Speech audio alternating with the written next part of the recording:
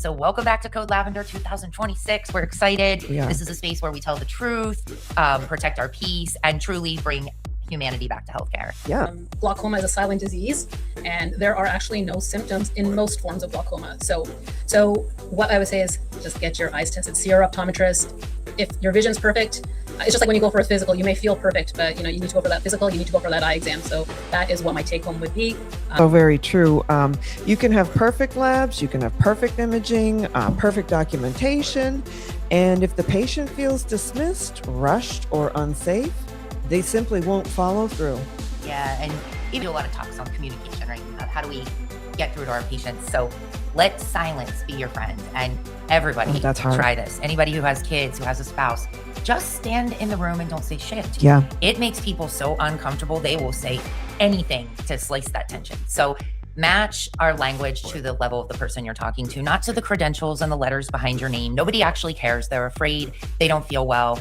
They're just going to be happy with somebody who listens to them. Definitely it's going to be active listening. I mean, stop charting for that 30 seconds. Yeah, make eye contact with your patient, show your interest, have appropriate body language. And just validate what you're hearing. Like if somebody says, I woke up this morning and, I can't see out of one of my eyes, you could just say something as simple as, that sounds pretty scary. Yeah, and then I think, I do it with my kids. You do. You do. You know how annoying I am. Well, I know that I fall right into your trap when you're just quiet. I'm like, so then tell me more. We have trained a generation to evaluate a human being in seconds, and then you swipe. Yeah. Heard? Ghost. Move on. Show no respect for your fellow human being. Don't be honest. Don't be forthcoming. Don't take responsibility. It just harbors everything that I don't like about what I see in some people. Sometimes the whole, if you don't want to have that uncomfortable talk, you just block. If you think you're having a bad day, take a look at your patient. Yeah. Because it's the worst day of their life, even if it doesn't mean anything to you. So stop it and go take care of your patients. And that always sticks with me.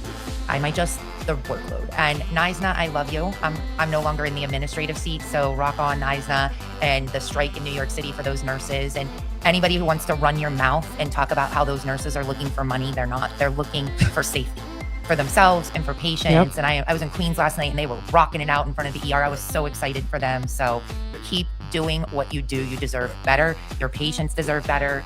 And for real, enough is enough. Yeah. To bring up Dr. Janelle Greensmith. This was heartbreaking for me, but she was a 31-year-old certified nurse midwife, of course. And she advocated endlessly for maternal health, especially for Black women like herself. And unfortunately, on January 2nd, she died from complications of childbirth. And she became part of the statistic that she fights so hard against. It was kind of centered on reducing maternal mortality and improving care quality. And unfortunately, her passing reveals the bitter truth that expertise, credentials, and lived experiences, even as a provider, do not shield Black women from systemic risks embedded in the U.S. maternity care system. The American College of Nurse Midwives called her death heartbreaking and unacceptable, and that's to put it mildly, characterizing it as a profound failure of the systems meant to protect birthing people. Yeah.